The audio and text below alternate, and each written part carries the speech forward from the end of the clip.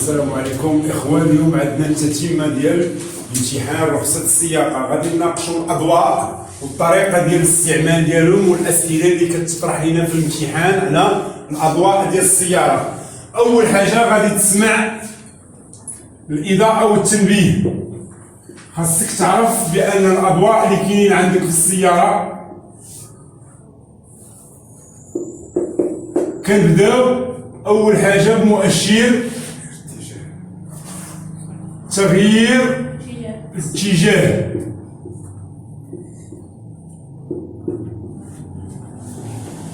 مؤشر تغيير الاتجاه هو السينيال. تنسمعوا الوامض. ملي تيقول لي الوامض ما ندوخش نقول شنو هو الوامض. الوامض هو السينيال، تيدير بحال ما هو اللون ديالو ليموني. عرفنا بان مؤشر تغيير الاتجاه تيسميوه بالوامض. خصني نعرف غير الاستعمال ديالو. كاين عندنا ديال اليمين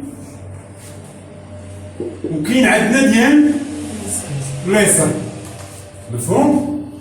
ديال اليمين كنديروه ملي كنبغيو نوقفو، تيكونوا سايقين تنبغي نوقف في جنب الطريق، تنطيح السينيال ديال اليمين باش نوقف.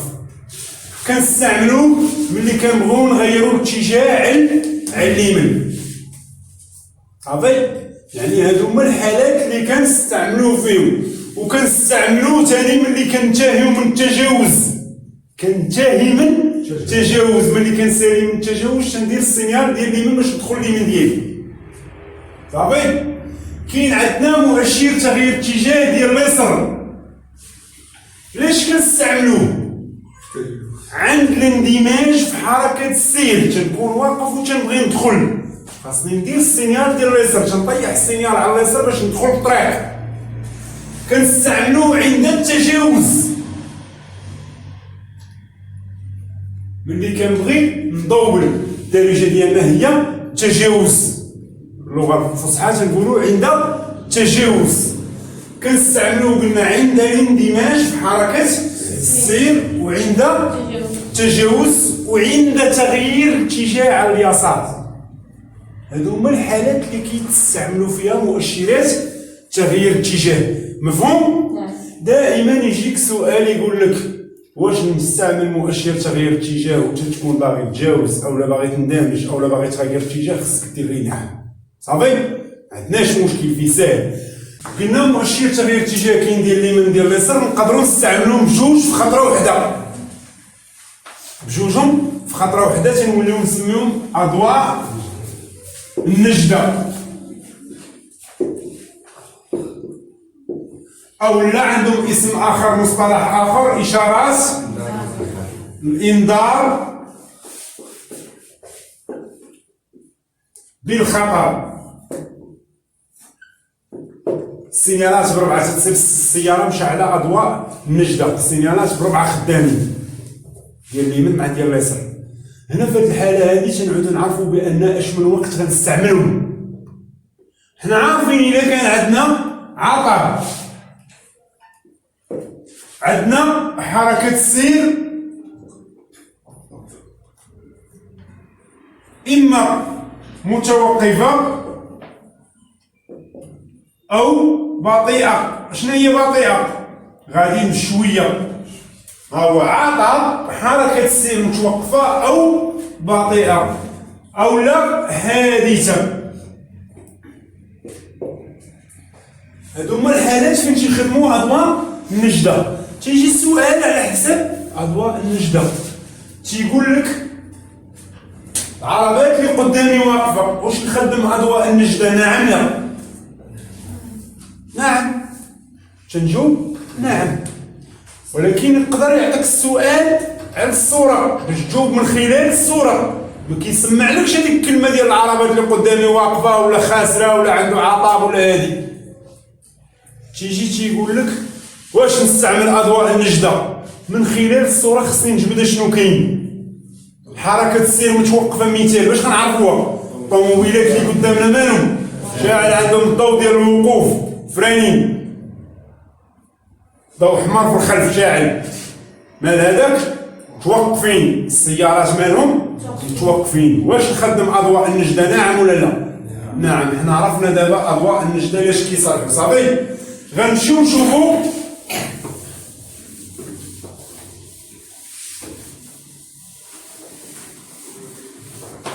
اضواء الوضع.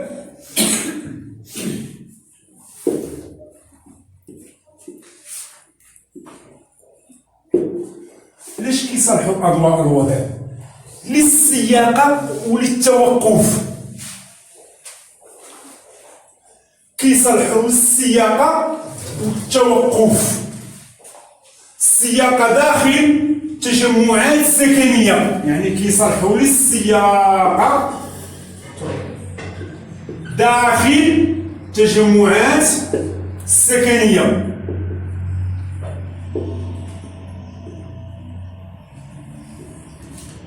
تنقولوا بالدارجه ديالنا في المدينه تتكون مضويه، خاص يكون المكان مضيء يمكن لك السير غير باضواء الوضع. هاد اضواء الوضع راهم هما اللي كيبينوا لنا العرض والوضع ديال السياره. دابا السياره ملي تتكون قدامنا بحال ما هو، نعطيك واحد المثال بسيط باش تفهم واحد القضيه.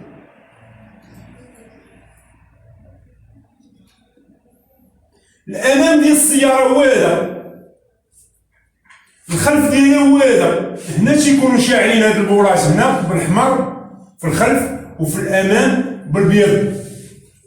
الطوموبيل دابا تتبان لنا الوضعيه ديالها كيفاش دايره هي. شكون اللي بيقول لنا الوضعيه ديالها؟ اضواء الوضع. دابا راه مشعله اضواء الوضع. هنا هما اضواء الوضع هما هادو.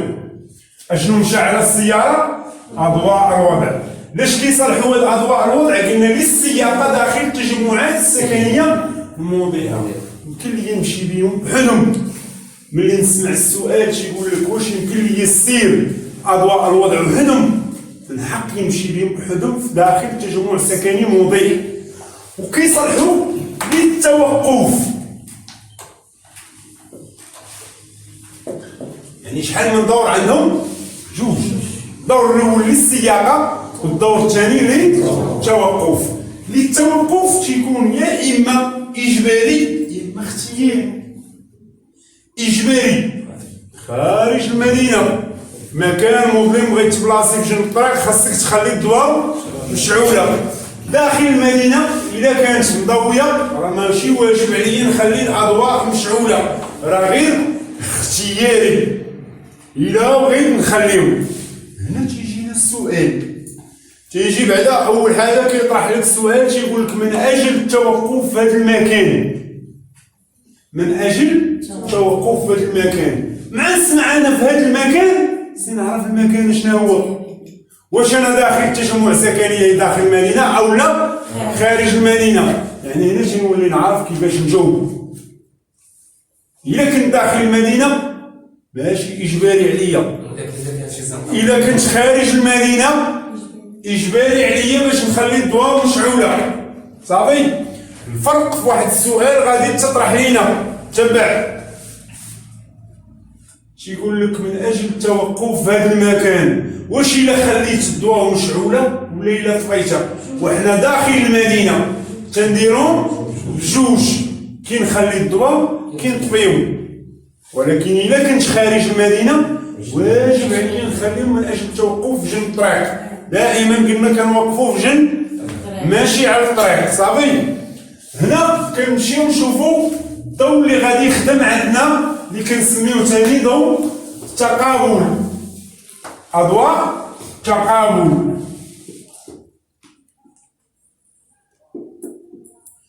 هاد اضواء التقابل كاينين عندنا جوج البولات القدام هنايا كيضوي الضوء على بعد 30 متر. يعني شعلنا الضوء دابا ديال اش؟ ديال ضوء التقابل. السياره راه مشعله لنا اضواء التقابل. على شحال كيضوي هاد الضوء؟ كيخدم في جميع الحالات. يعني هاد ضوء التقابل دائما خدام. ملي كتولي الرؤيه ما واضحاش الليل خارج المدينه داخل المدينه خاصو يخدم. سميتو هذا؟ اضواء التقابل. كنتقابلوا بهم مع السيارات اللي جايين في الاتجاه المعاكس، وعلى سميناهم أضواء التقابل. كيخدموا في جميع داخل المدينة، خارج المدينة، في النفق، في الشتاء، في الضبابة، في الثلج إلى آخره. ما عندناش مشكل. ضوء التقابل إمتى تيخدم؟ جميع الحالات. غنرجعوا واحد الحالة غتكون عندنا، هو أننا رجعنا دابا داخل المدينة ومضوي المدينة، وسولك قالك واش نسوق أضواء الوضع وحدهم؟ جواب واحد، أضواء التقابل جواب بجوجهم. عندي الاختيار يا نمشي بضوء الوضع وحده يا نمشي بضوء. هنا تنكون فهمت باش ميبقاش عندي داك الخلط. تيجي شي واحد تيقول راه قال لي بحدهم أضواء الوضع وحد، راه قلنا لك واخا يقول لك وحدهم ديرهم. فين هادشي؟ في المدينة مضوية. ملي تتبعد من المدينة مضوية أضواء الوضع تتنساهم وما تتبقاش تذكرهم. صافي. هنا ضوء التقابل فهمنا بأنه تيخدم في جميع الحالات. قال لنا ضوء الطريق تنسميهم أضواء الطريق، أضواء الطريق. في نفس هاد البورانيت كيتزاد الضوء، كيولي ضارب على بعد 100 متر. على شحال تيضوي هاد ضوء الطريق؟ 100 متر. يعني ضوء التقابل على شحال ضوى قبيله؟ وهذا على شحال غيضوي؟ 100 متر. خاصني نعرف بأن إلا كنتي غادي تسيق السيارة ديالك ما عندكش الحق تشعل ضوء الطريق إلا في الحالة اللي تتكون غادي خارج التجمعات السكنية والمكان مظلم. يعني خارج المدينة والمكان مالو مظلم، الرؤية ما واضحاش، ما تيبقاش يكفاني ضوء التقابل باش تبان لي الطريق. تيولي خصني نشعل ضوء الطريق. ملي كنشعل ضوء الطريق خصني نعرف راه غيقدر يكون جاي لاقيني شي واحد أو لا غيولي قدامي شي واحد، دائما خصك تحيدو تطفيه. صافي. شنو غندير؟ نحيد ضوء الطريق لأن غنعنيه، غيوقع لي الإبهار. يعني في هذه الحالة هذا ضوء الطريق على شحال تيضوي؟ 100 متر. ولا جاك السؤال قالك واش كيضوي على 30 ولا على 100 شنو غتقول لي؟ على 100 متر. واش كنستعملو داخل المدينة ولا خارج المدينة؟ خارج المدينة. إلا قالك السيارات اللي جايين قدامي مشعلة أضواء الطريق، شنو خصني ندير معاهم دابا في هذه الحالة؟ هنا تيجي الدور ديال التنبيه. خاصني ننبههم باش يحيدوا عليا داك الضوء، ولكن تنقص من السرعة عاد ننبهوا. إشارة ضوئية. هنا ضوء الطريق تيعطينا إشارة ضوئية. تنستعملوا هذه الإشارة الضوئية بالنهار وبالليل. كنستعملوا هذه الإشارة الضوئية بالنهار وبالليل. هنا كنوليو نعرفوا بأن ضوء الطريق كيتستعمل للسياقة في مكان واحد هو خارج المدينة، وكيتستعمل تنبيه بالنهار وبالليل. هنا بالنهار غتقول كيفاش بالنهار كيتستعمل أثناء التجاوز. غتنبه شي سيارة وكان الكلاكسون ممنوع لك، راه غادي تخدم بالضوء. غتنبهو إشارة ضوئية غتضرب عليه الضوء، غادي يسيني عنده الضوء داخل في الطوموبيل ديالو، غيضرب عنده في الزجاج وفي المراية، غيولي عارف بأن راه سيشوف في المري، غيبطل هو في المري غيعرفك راك باغي تضوّلو. أثناء التقابل هو شي واحد جاي يلاقيك وبغيتي تنبهو، كتضرب عليه الضوء تيشوف الأشعة ضربات عنده، تيبان لي راك شعلتي الضوء، كتضرب عنده الأشعة داخل في الواقية الأمامية. هنا تنوليو نعرفو بأن ضوء الطريق كيتستعمل للتنبيه في الحالات ديال النهار شنو هما؟ التجاوز والتقابل. وكيبقى يتستعمل بالليل للإشارة ديال التنبيه عند الاقتراب من ملتقى طرق، عند الاقتراب من أماكن خطر، طريق ضيقة ولا منعرج أو لا عقبة أو لا ممر على السكة الحديدية. يعني باش نوليو نعرفو بأن هذا هو الدور ديال التنبيه باش كننبهو إشارة ضوئية اللي هي كيعطيها لنا ضوء الطريق. هنا تيبقاو لنا الضوء ديال الضبابة ديال الأمام وديال الخلف. هنا هادو كيبداو يتستعملوا مع أحوال الطقس كتغير. خاصني نعرف بأن غنزيد ضوء الضبابة ديال الأمام أو لا نزيد ضوء الضبابة ديال الأمام والخلف على حسب واش أنا عندي الأمطار أو لا عندي ضبابة أو لا الثلج. هنا غنمشيو نعطيو ونقولو كودي كاين عندك أمطار، هي الأمطار. شنو غتخدم؟ ضوء تقابل ضروري، هو الضوء الرئيسي، هو اللي خصو يكون خدام ديما. اش غتزيد عليه؟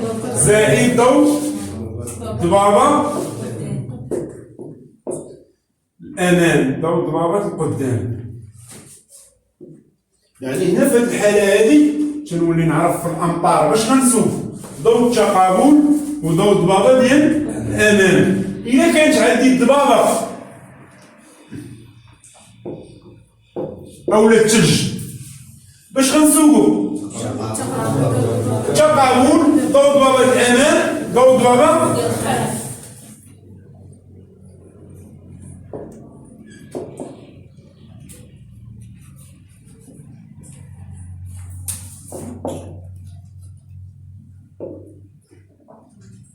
صافي. دابا في الضبابة أولا في الثلج دابا باش غنسوق تقابل ضوء ضبابة الأمام ضوء ضبابة الخلف.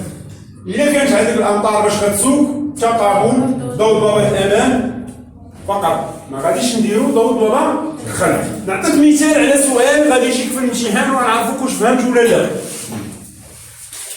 تيبين لك الضبابة تيقول لك في هاد الظروف، والظروف هي الضبابة. واش يمكن لي يسير بدون أضواء؟ الجواب واحد. أضواء التقابل الجواب جوج. ضوء الطريق الجواب ثلاثة. ضوء الضبابة ديال أمام فقط الجواب ربعة. الجواب هو الجوج. ما غاديش نديرو ضوء ضبابة الأمام فقط، راه خاص يكون الأمام. شكون اللي لغى لينا هذاك الجواب ديال ربعة؟ ديك الكلمة ديال فقط. صافي. هنا تنكونوا فهمنا الأضواء والطريقة ديال التنبيه. الحصة الجاية إن شاء الله وغادي نشوفوا الشيء اللي باقي خاصكم. صافي.